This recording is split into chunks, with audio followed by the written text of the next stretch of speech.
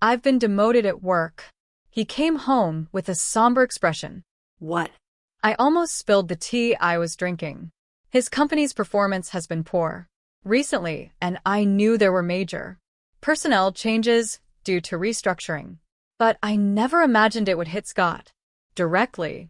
Still, I think it's important to support him in times like this as his wife. Well, I guess we just had some bad luck. Times are tough, and I'm working too, so don't worry, I responded cheerfully.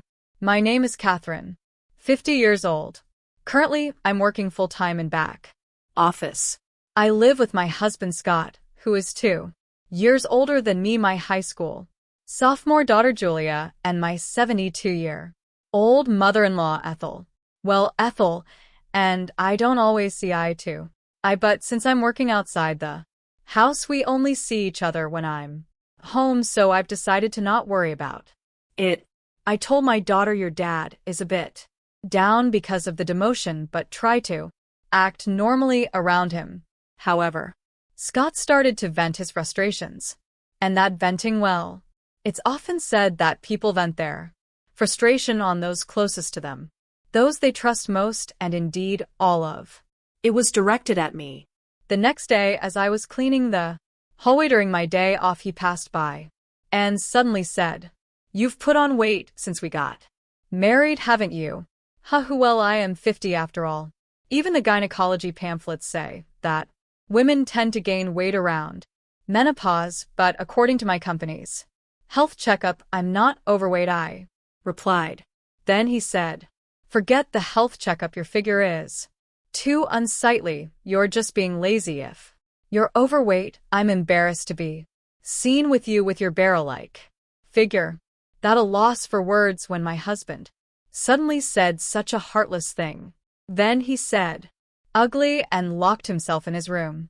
What? What's happening? All of a sudden I pinch my own side. I can pinch it. When I pinch it with my thumb and forefinger, it fits snugly with the curve, and I can tell that I've gained more than enough. But why now all of a sudden? I felt as if I had been pierced by an arrow that had come flying at me out of the blue, so much so that I forgot I was holding the magician wiper in my hand. It was that much of a shock. The wiper slipped from my hand, clattering loudly as it fell onto the hallway floor. From that day on, Scott's attitude towards me became increasingly harsh. To make matters worse, my mother-in-law seemed to have listened to that weekend's argument, and she jumped on it. Then the power doubled. As I was climbing the stairs with a laundry basket intending to hang the clothes, my mother-in-law descended from the second floor. No, she didn't descend, she just waited at the top of the stairs. She'd remark things like, "Oh, how awful, if only you weren't so fat. We could pass each other on the stairs. I wouldn't have to wait here, because only one person can pass due to your obesity."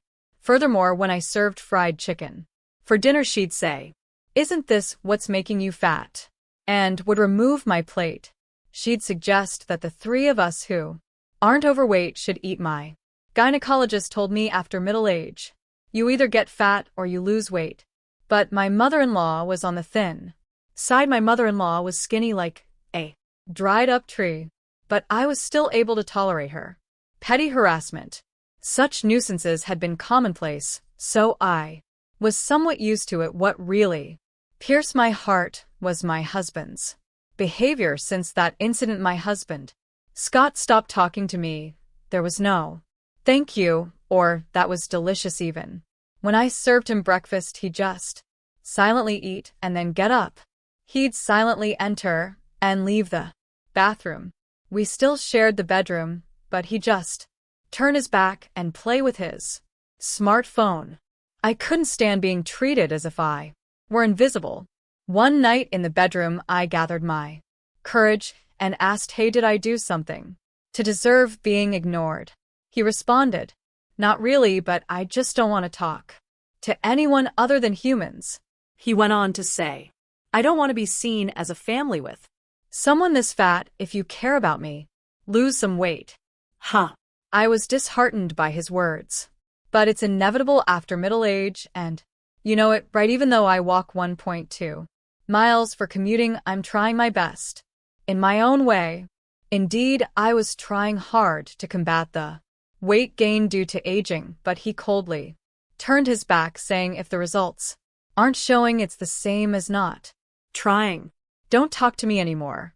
From then on, he truly stopped responding To me.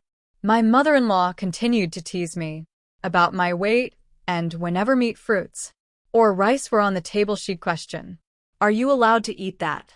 "Are you aware?" And I ended up being able to only eat salads and boiled vegetables. Scott just watched all of this without saying a word, only moving his chopsticks. In silence, I may be at the end of my marriage. I began packing my belongings in my spare time. If I'm going to be treated as heir by Scott, then maybe it would be better to just become invisible. When I told my daughter, I'm thinking about going back to my parents' house, she responded, yeah, I get it. I've seen Grandma and Dad always pick on you during mealtimes. It's hard to watch. I'll go with you, Mom. We can live in your parents' house, and I can still go to high school from there. And now tomorrow is the day when the demotion I've known about for a while kicks in, right after the winter break. Scott came over with a smile, saying, let's have a drink, everyone, just this once. Starting tomorrow, the life without subordinates will begin for him. I wonder if he finds that unbearable, but by this time I've lost the will to go along with it. Even his plastered-on smile is irritating. Scott says, let's have a nightcap during dinner. I'll make wine spritzers. This might be the first time he's spoken to me since the day after the announcement of his demotion. He adds, Julia can have juice and I'll make a wine spritzer for you too, Catherine. Then he places the prepared wine spritzers at 3 spots on the table. Strange why all of a sudden, when Scott turned his back for a moment to look for the TV remote, I sniffed the drink he had made. I smelled it faintly, but it was definitely that smell. I recognized the faint smell because I've used it in cooking before. How could he think to make me drink this? I won't stand for it anymore. My mother-in-law's harassment being ignored by my husband. I'll pay them all back. The wine spritzer pushed me over the edge. I'm sorry, could you get the camembert cheese from the fridge, Scott? It's from a local dairy farm and it's really delicious. I'm glad for the family time. Could you fetch it? Thinking he should at least do that much. When I expressed joy at family time, Scott headed towards the fridge. While he was away, and before my mother-in-law and daughter sat down, I switched my drink with the one on the seat to my right.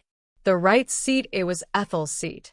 Scott returned with the cheese. Well, now that we've got the snacks ready, I'll call Julia and mother-in-law, I said loud enough for them to hear. Dinner's ready. The two of them made their way to the dining room and took their seats. Just a regular dinner. Except I didn't have any meatloaf or cornbread salad, stewed chicken soup and cheese, and wine spritzer. Julia was having juice. Let's eat. Julia was the one who broke the silence. Scott and my mother-in-law remained silent.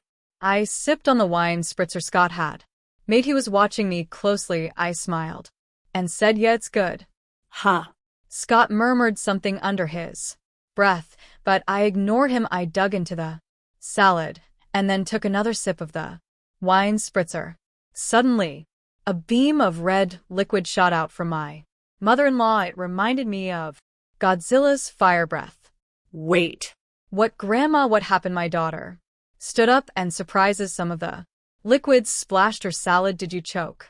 Are you okay? Julia grabbed a towel and quickly returned, but as she returned and handed the towel to my mother-in-law, who wiped her mouth. What is that? Julia voiced out in shock. Grandma. Your mouth, it looks like spicy cod roe. My mother-in-law began to freak out. Hey. You. He. Put in my drink, she shrieked and lunged at me. I coldly brushed her hand away. It wasn't me. Scott made it, being brushed off for the first time, and Hearing that Scott was responsible for the dish must have been quite shock. What my mother-in-law screamed, her lips still covered in sauce, then turned to look at Scott. He was shaking. I leaned toward Scott, resting my hand on the table to exert some pressure. You thought you could hide it in the wine spritzer, didn't you? I could smell it a little because I've used it before. That was drop of hell, wasn't it? Drop of hell. I had bought it at the food fair in Alabama.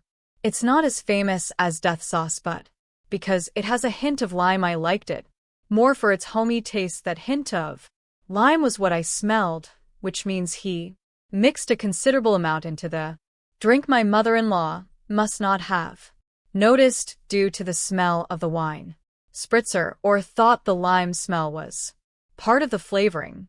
That's probably why she drank it. But regardless, this was a seriously malicious prank. Extremely vicious. Wait. Dad did that. Why? Julia wore a shocked expression. I actually intended for Catherine to drink it. Scott confessed. You should exchange it with yours, frothing at the mouth. Mother-in-law is also out of line. As soon as she found out it was meant for me, she wants to push it on to me. No way am I switching to that dangerous drink, I said in a low voice, maintaining my pressure on Scott. And then I cornered him. Explain why on earth you thought of doing something so outrageous to this, he replied. You were staying chubby and spicy food boosts metabolism, so I thought I'd make it. Wow, that's pathetic. What a lame excuse, I laughed sarcastically. Did he really think that explanation would be acceptable? Utterly embarrassing, pressured my husband. Hesitated and slightly moved his chair back. I'm not crazy. This is a legitimate reason to support your diet here. Exchange this with your cup and drink it. I made it for you. I closed in the distance. My husband retreated. What are you saying? As the one who made it, you should taste it to see if it's delicious. Come on. When I got up, I took the cup containing a drop of hell in front of my mother-in-law and threw it in front of my husband. I put it aside, then I moved my face closer again after ignoring me and treating me like air for so long. Did you think I would honestly drink something you said you would make with a smile out of the blue? Didn't it occur to you in your empty head? Isn't it too childish? Come on, taste it. As the one who cooked it, you should take responsibility. I slammed the table at that sound. My husband, thinking he could escape with a little more backpedaling, stood up from his chair and backed off. After a tense silence, drink it, a quiet voice spoke. My husband and I turned to the source of the voice. The voice came from our daughter, Julia. Julia started to speak as if she was squeezing out the words, taking your frustration out on Mom, who supports you the most when things don't go well at work, and repeating cruel treatments. This is like a childish prank. I might not be supposed to say this to my parents, but it's too childish and unbearable to watch. Our daughter stood up too, and she continued, facing her father. Is it wrong to be overweight? Mom wakes up early and walks to work, and she also brings lunch, so it's not like she's not trying. Then she turned to her grandmother, and you're going along with it, taking away my mom's dinner like fried chicken. What Grandma is doing is like middle school seniors and juniors. It's embarrassing. At those words, a flustered Ethel began to make a confused excuse. That's not it. I'm just worried that Julia's mom won't gain any more weight. She must want to be seen favorably by her granddaughter. In fact, Ethelite Julia. But this time, Julia was harsh. Compassion is something that is conveyed to the other person. It hurt to see Mom's dinner despite Mom looking sad. I wouldn't call that compassion. Mom hasn't had any issues in her checkups, but still taking away her side dishes is just mean. Ethel fell silent. And another thing, it seemed Julia was done talking to Ethel for the time being. She turned back to her father. Mom goes to the gynecologist every month and keeps herself active, but despite all that, Tad just ignores her because she's put on some weight. What's his deal? That atmosphere he creates by ignoring her mistakes. The house feels so tense. Can't he see that? Even Colonel Sanders and Aunt Stella from the cookie ads are plump. There's a term called happy weight you. No. If she gets older and becomes a lovely grandmother like Aunt Stella, I'd be thrilled. When I have kids and she's become a grandma, wouldn't it be great to say, Mom, you've came to some happy weight, and laugh about it? That's my dream. Could you please not ruin it for me? Her gaze was cold as ice as she spoke, matter-of-factly. However, her words warmed my heart like hot milk to go with cookies. It's a pathetic sight to see a father scorned by his own daughter. And one more thing, she directed her words at her father. If you're going to ignore someone because of the weight gain due to aging, you should realize that with your thinning hair you could easily be overlooked yourself. The tension was palpable at the dinner table. Her biting words had brought a chill to the living room. It felt so cold you'd think that even a banana would freeze it. Seemed she had said all she wanted to. After a sigh, she turned to me. That's enough, Mom. It's time to let it go. It will be better for you. Her words took me aback. It would be better if I let go. That's right, you should let it go. As I said earlier, my dream is to see you holding my child, saying you've gained some happy weight, and laughing for my sake. I want you to be happy because that's part of my dream, so please let it go. Be happy and fulfill my dream. Her words filled my heart. Every single thing she said made me so happy that I didn't care about being ignored by my husband, the fat shaming for my mother-in-law, or the drink issue. Warm tears streamed down my cheeks. Yes, you're right, my vision blurred up with tears. Hurry up, Mom. She patted my back and gave me a gentle push. Oh, okay. I went to the kitchen and brought back a document I had been hiding for some time. What? My husband let out a startled exclamation. After about a month of being ignored, I started thinking, I have my bags packed. Let's each go our separate ways. I presented the divorce papers with only my name written on them.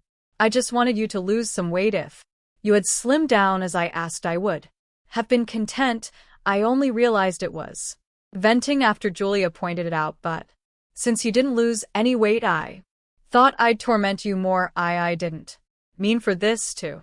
I didn't expect this to happen. My husband began to panic. It's on those who didn't notice until things got serious, and what they're so upset about is incredibly childish. My daughter Julia retorts sharply. Living without her adorable granddaughter is no joke for my mother-in-law. It seems in a panic, my mother-in-law Ethel interjects. Hey, Julia, you want to keep living with us, your grandmothers, don't you? In a voice soft as stroking a cat. To this, Julia says, I decline. I don't want to breathe the same air as people who act like middle schoolers anymore. Shutting down Ethel's plea. Hold on, okay, I got it, I'll taste it. As you say, I'll take responsibility as the one who cooked it. Scott picks up the glass placed before him and gulps it all down at once. Scott, just like Ethel earlier, spews a stream of the red liquid from his mouth, resulting in a striking set of lobster-like lips.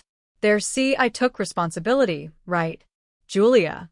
Julia takes a picture of both of them, with their lobster lips on her phone, and says, both of you so lame, Mom, let's go. Before exiting the living room. Yeah, I decide to follow her. So what's left behind is a dinner table, splashed here and there with wine, cocktail mixed with a drop of hell, and a husband and mother-in-law with red lobster lips. I returned to my parents' house with Julia. When we explained the situation at home, both my mother and father were furious and went to confront Scott and Ethel. They brought back the divorce papers, and I ended up getting divorced. My ex-husband Scott has hit rock bottom in his career and ended up spending his remaining years without any significant achievements. Apparently, he had a habit of ignoring things he didn't like even with his subordinates, and that led to his demotion, which I heard about just recently. On the other hand, my ex-mother-in-law, Ethel, who had been difficult and rarely went outside, seems to be stuck in a stalemate in a two-person household. Eventually, I got a call saying, if you and Julia were here, it wouldn't Be so stale.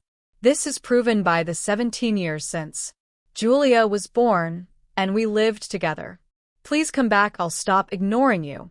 But there's no way I'm going back. Better gain weight while you can. Once you have grandchildren, you'll have more physical work to do. My mother jokes with a smile. That's true. Today, as always, I'm walking to work. On the way, my boss drives by and stops the car, offering, "Want a lift?" "No, thanks, I'm on a diet." "Just get in, Catherine." "Yes, I found a new boyfriend. Both of us have been divorced once, but because of that, we've both been through a lot and understand each other well. Dieting is good and all, but it would be a problem if you're late," he says while driving. "I've never been late before," I respond, puffing up my cheeks. He glances my way and prods my puffed up cheek with his finger. "Give me the time you saved by riding in the car today for our conversation," he says, ever the talkative boyfriend. Please feel free to comment below if you like this article. Remember to like and subscribe for more.